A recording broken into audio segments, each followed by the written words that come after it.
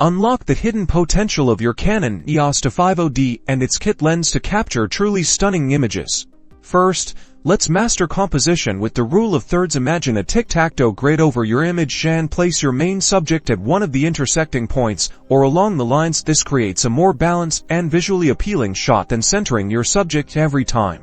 Next, control your depth of field to get that beautiful, blurry background, often called bokeh. Open up your aperture to the lowest possible number your lens allows, like f/35, and get closer to your subject. This isolates your subject and makes them pop.